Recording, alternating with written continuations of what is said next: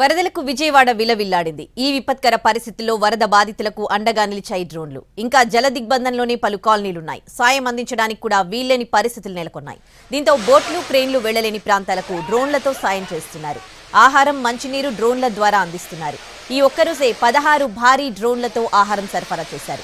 ఇప్పటివరకు 10,000కు పైగా ఆహార పొట్లాలు, మంచినీరు డ్రోన్లతో సరఫరా చేశారు.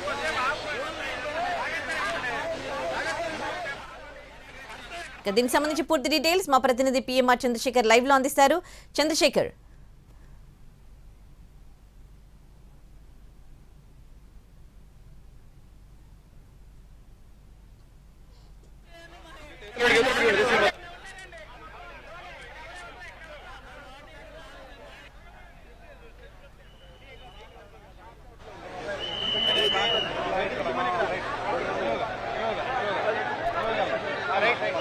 ఓకే ఇంకొంచెం కొంచెం ఓకే ఇంకొంచెం రైట్ అంతే అలాగే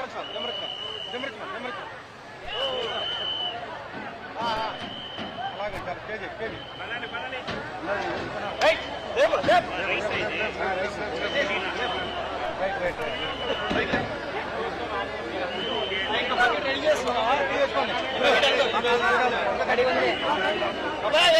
రైట్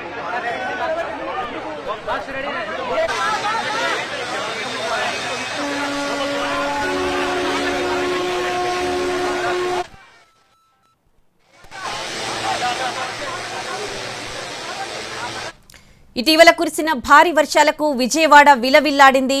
ఈ విపత్కర పరిస్థితుల్లో వరద బాధితులకు అండగా నిలిచాయి డ్రోన్లు. చాలా కాలనీలు ఇంకా జల దిగ్బంధంలోనే ఉన్నాయి.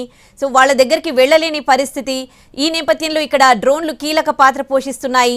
సాయం అందించడానికి కూడా వీల్లేని పరిస్థితిలో నెలకొన్న ఈ సమయంలో బోట్లు, క్రేన్లు వెళ్లలేని ప్రాంతాలకు డ్రోన్లతో సాయం చేస్తూ ఉన్నారు. దానికి సంబంధించిన దృశ్యాన్ని మనం చూస్తూ ఉన్నాం. ఇక ఇదే అంశానికి సంబంధించి పూర్తి డీటెయిల్స్ మా ప్రతినిధి పిఎంఆర్ చంద్రశేఖర్ లైవ్ లో అందిస్తారు. పిఎంఆర్.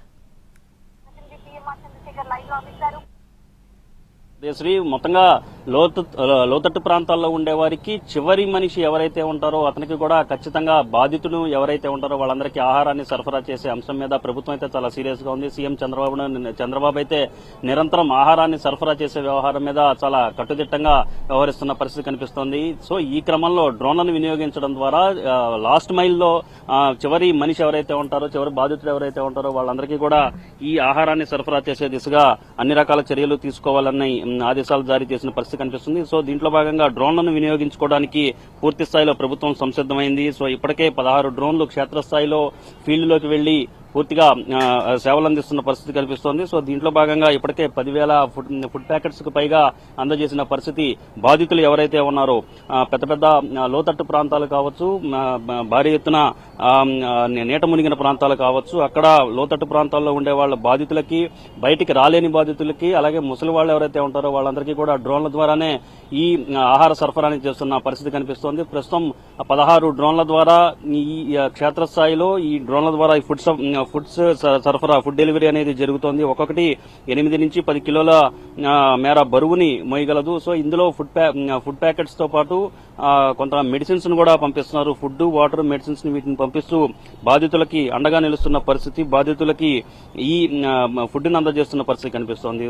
ఇప్పటికీ కూడా కొన్ని లోతట్టు ప్రాంతాలకి ఈ ఫుడ్ వెళ్లడం లేదన్న సమాచారం అందుకున్న సీఎం చంద్రబాబు నాయుడు డ్రోన్లను పూర్తి స్థాయిలో వినియోగించుకోవాలనుకున్నారు. సో ఈ క్రమంలో మొత్తం రాష్ట్రంలో ఏ కంపెనీలు ఉన్నాయో, డ్రోన్లకు సంబంధించిన కంపెనీలు ఏవైతే ఉన్నాయో వాళ్ళందరినీ కూడా పిలిపించడం, వాళ్ళని వీలైనంత మేరకు ఎన్ని డ్రోన్లను ఇక్కడ కేటాయించగలన్న అంశానికి సంబంధించి తీసుకోవడంతో పాటుగా ప్రస్తుతం మనకు వస్తున్న సమాచారం మేరకు దాదాపు 4 సంస్థలకు సంబంధించిన డ్రోన్ సంస్థలు ఏదైతే ఉన్నాయో, కంపెనీలు ఏదైతే ఉన్నాయో వాళ్ళని పిలిపించారు. సో వాళ్లతో మరింతగా సేవలు అందించేందుకు, బాధితులకు సేవలు అందించేందుకు చర్యలు తీసుకుంటున్న పరిస్థితి కనిపిస్తోంది. డ్రోన్ కంపెనీకి సంబంధించిన ప్రతినిధులు ఉన్నారు. వాళ్ళని మొత్తం ఈ డ్రోన్ ద్వారా మీరు ఫుడ్ సరఫరా ఏ విధంగా చేయగలుగుతారు, ఎంత మేర కెపాసిటీతో ఇది తీసుకెళ్లగలదు?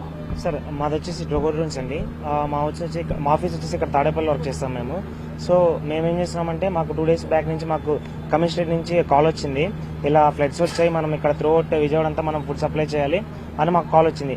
సో వచ్చిన కాల్ ప్రకారం మేము ప్లాన్ చేసుకుని ఏరియాస్ మొత్తం డివైడ్ అయిపోయాం. డివైడ్ అయిపోయి మనం పర్ ఏరియా పర్ డ్రోన్ వచ్చేసి మనం ఒక టేక్ ఆఫ్ లో 8 kgs ఆఫ్ ఫుడ్ మనం సప్లై చేస్తున్నాం.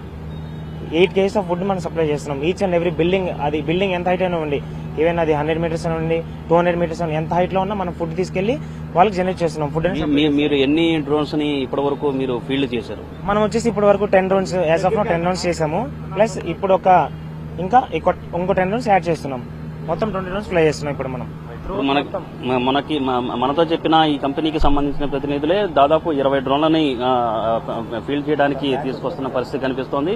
సో మొత్తం మీద ఈ రకంగా డ్రోన్లను వినియోగించుకోవడం ద్వారా లాస్ట్ మైల్లో ఉన్న బాధితుడు ఎవరైతే ఉంటారో, లాస్ట్ మైల్లో ఉన్న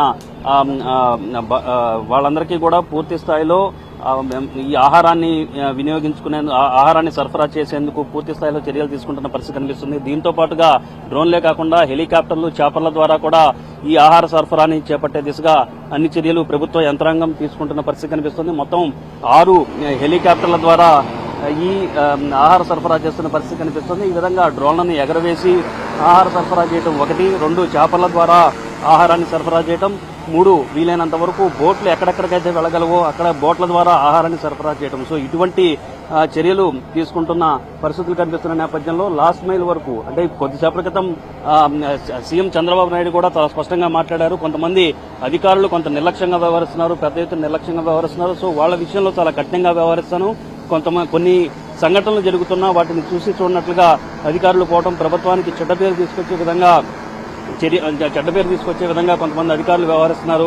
సో అటువంటి వాళ్ళ విషయంలో చాలా సీరియస్ గా ఉంటానని చెప్పిన పరిస్థితి కనిపిస్తుంది. ప్రధానంగా ఫుడ్ సప్లై విషయంలో మాత్రం ఏ విధంగా చేస్తారో, ఎలా చేస్తారో తెలియదు, ఖచ్చితంగా చేసి తీరాల్సిందేనని చాలా స్పష్టంగా చంద్రబాబు చెప్పిన నేపథ్యంలో వీలైనన్ని మార్గాల ద్వారా బాధితులకి ఫుడ్ ని సరఫరా చేసేందుకు ప్రభుత్వం అన్ని రకాల చర్యలు తీసుకుంటున్న పరిస్థితి కనిపిస్తోంది. Udayasri. Right, thanks for the updates PMR Chandrasekhar. ఇది విజయవాడలో పరిస్థితి.